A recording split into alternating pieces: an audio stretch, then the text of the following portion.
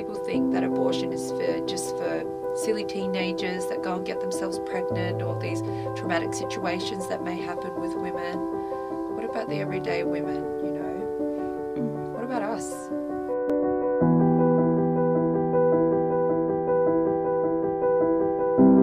Just last year, I found out I was pregnant again, and once again, I was very, very happy, and the father of that child turned his back on me.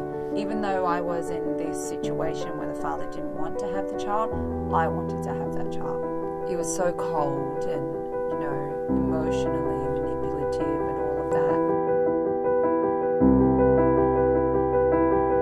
There was a time where I had a bit of bleeding, so my doctor said to go to the hospital just to make sure everything was okay, and the hospital wanted to do an ultrasound. I remember thinking, maybe he'll see that it's a baby. And I remember thinking, please put the heartbeat monitor on. You know, I actually tried to do these things to be like, this is actually a human. This isn't just a sickness. You know, this is a human being. And I remember thinking, even would that change his mind? Would that make him realise that this is a life? Nothing worked, you know, and it's always like, oh my gosh, I'm running out of ideas here, because the begging wasn't enough. It was, I'm just going to do this purely because I was ruining his life, purely because I was trying to keep him. But that takes away the fact that it's also half of my child. And I remember him saying, I'm coming to the abortion with you, because I would say, I'll go on my own. And he's like, no, I'm coming with you. And I remember thinking, you're not coming for support, you're coming to make sure I'm doing it. That's a scary thing. That's when I felt disempowered, because I thought I could just leave here, but he'd make me stay. And I remember thinking, I'll go there. I remember speaking to, because you speak to a counsellor first, and I'm going to say a counsellor like that, because I went in there and I was desperate for her to see that I didn't want to be there. And she said to me, what's the reason you're having the abortion today? And I said, oh, because I've only been with this guy for 4 months. And she said, oh, okay, that's a good reason. That was my counselling session. I remember thinking, please, please, please ask me some more questions. Please ask me more detailed questions. Please ask me more questions. She wrote it. She gave me an envelope and said, put your money in here and you can get a Medicare rebate. Don't forget that. And I remember thinking, please ask me more questions.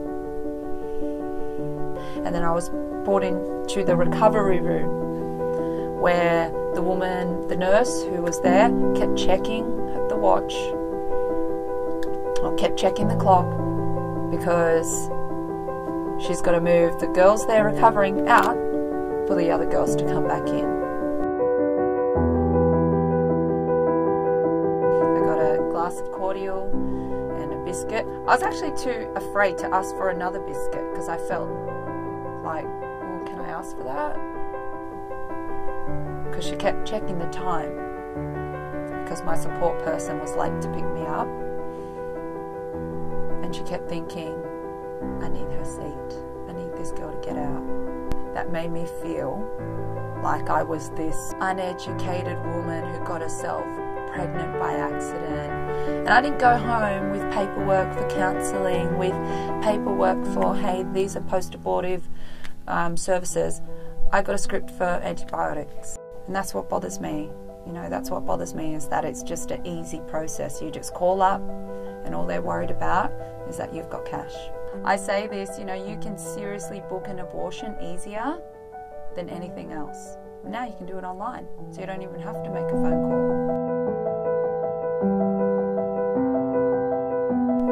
There's so much more to it than just liberating a woman from an unwanted pregnancy. It's such a lie. I'm not liberated, I'm the exact opposite of that. I spun completely out of control last year, wondering what the heck is going on with me. Could not get anything together, mood swings, I'm angry all the time.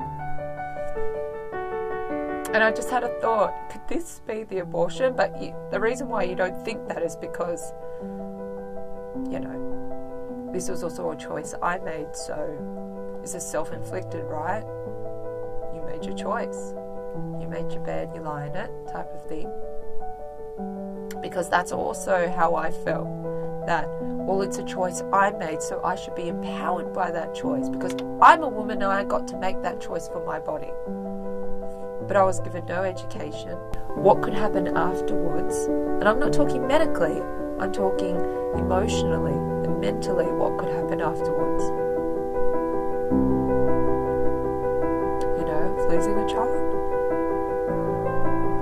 The regret I feel every day was such a final decision. I wake up every day going, I wish I could do that again. I'd make different choices. But they don't tell you all of that. They just say, make sure you bring your Medicare card. The spare underwear, the spare socks. That's it.